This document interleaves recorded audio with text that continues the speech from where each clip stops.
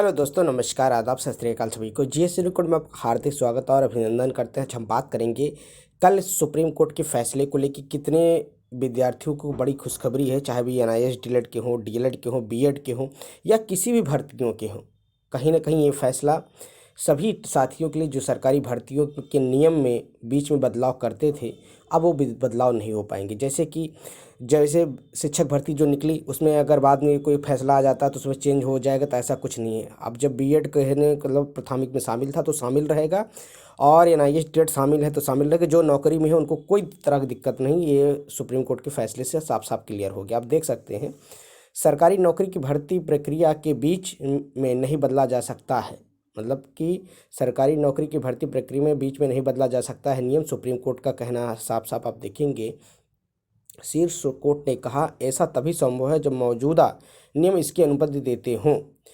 आप देखेंगे तो नई दिल्ली सुप्रीम कोर्ट की भर्ती प्रक्रिया में जुड़े महत्वपूर्ण फैसले को लेकर 5 जजों की खंडपीठ, जिसमें डीवाई चंद्रचूड़ साहब के जो चीफ जस्टिस ऑफ इंडिया हैं, उनकी 5 जजों की टीम ने ये फैसला दिया कि अगर कोई भर्ती प्रक्रिया निकल जाती है और उसमें जो नियम उस समय नोटिफिकेशन के दौरान किए गए हैं, बीच में वो जब तक भर्ती प्रक्रिया पूरी नहीं हो जाती उसमें नियम बदले नहीं जाएंगे। साफ साफ इसमें मेंशन किया है।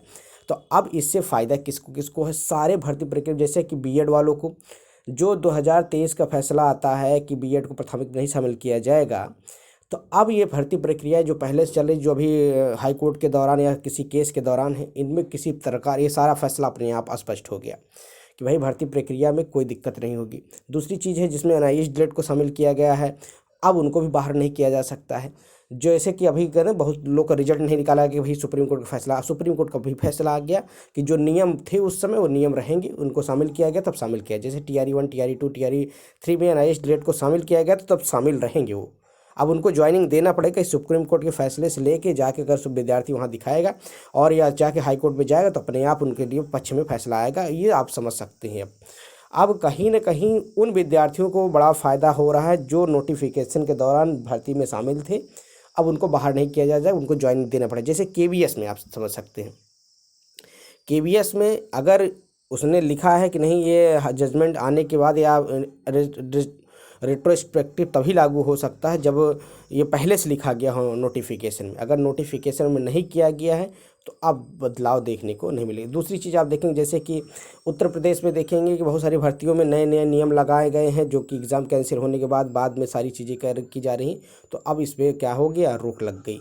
तो अब सभी साथियों के लिए बहुत अच्छी खबर है। जितने भी भर्ती प्रक्रिया हैं सरकारी भर्ती प्रक्रिया में, साफ साफ सुप्रीम कोर्ट में कह दिया, क्योंकि इसी वजह से भर्ती प्रक्रिया सुप्रीम कोर्ट में चली जाती थी।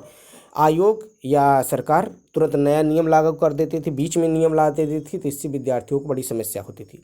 भर्तियाँ कोर्ट में चली जाती थी। तो कहीं ना कहीं इस फैसले से सभी एनआईएस डीएलएड साथियों को, बीएड साथियों को और अन्य भर्ती प्रक्रियाओं में बहुत सारी चीज़ें अपने आप क्लियर हो गई हैं। और भी जो भर्ती प्रक्रिया में जिनको बीच में नोटिफिकेशन के दौरान जो चीज़ कही गई थी, अब उसके लिए उनको आराम, मतलब कि राहत मिलेगी। आप समझ सकते हैं, चाहे जैसे भी हो। जैसे विद्यार्थी परेशान थे कि सर हमको तो नौकरी में है, हमको डर लग रहा है, जैसे एनआईएस डीएलएड के साथी कि हम तो नौकरी में है। जैसे अभी आप देखेंगे बिहार का औरंगाबाद, नालंदा और आप देखेंगे मुंगेर में एक नोटिफिकेशन जारी होता है कि नहीं, इनकी जांच कराया जाए, ऐसा ऐसा है। बाद में वो केस कर दिया गया। तो अब ये फैसला और भी सभी केस को मजबूत करेगा। तो आप समझ सकते हैं, संविधान की पीठ ने यह निष्कर्ष दिया है, ये 5 निष्कर्ष हैं कि भाई अगर जो नियम पहले बन गए भर्ती प्रक्रिया में आवेदन के दौरान जो शुरू होते हैं, उसी को पूरा भर्ती प्रक्रिया जब तक समाप्त नहीं हो जाती है, तब अगर नियम आपको बदलना है तो नोटिफिकेशन से पहले बदलना है। अगर कोई चीज़ भी करना है तो आपको नोटिफिकेशन से पहले करना है। भैया अगर आपने नोटिफिकेशन निकाल दिया तो अब उसमें आप चेंज नहीं कर सकते हैं, जबकि भर्ती प्रक्रिया जब तक पूरी नहीं हो जाएगी। देखेंगे तो साफ साफ उन मानदंडों को पूरा करना होगा जो भर्ती प्रक्रिया के दौरान किए गए हैं। तो ये 5 जजों की खंडपीठ का कल बड़ा फैसला आया है। सभी साथियों के लिए, जितने भी सरकारी नौकरी की तैयारी कर रहे हैं, उनके लिए बहुत अहम फैसला है और अच्छा फैसला है। क्योंकि ये सारी चीज़ें बीच में सरकार और आयोग मिल के करते थे, और भुगतना विद्यार्थियों को पड़ता था। बार बार वो हाई कोर्ट सुप्रीम कोर्ट दौड़ते थे, तो इसलिए सुप्रीम कोर्ट ने ऐसा नियम, ऐसा कानून बना दिया, ऐसा फैसला कर दिया कि हाँ आप दोबारा ऐसी गलतियाँ ना आयोग करेगा ना सरकार करेगी। तो खबर यही थी। वीडियो पसंद है चैनल को लाइक करें, सब्सक्राइब करें, अपने दोस्तों में शेयर करें। शिक्षक भर्ती पल पल के अपडेट के लिए चैनल से जुड़ सकते हैं। मिलते हैं नए वीडियो के साथ। जय हिंद साथी, नमस्कार। सभी दिन शुभ हो। Thank you, have a nice day, good day.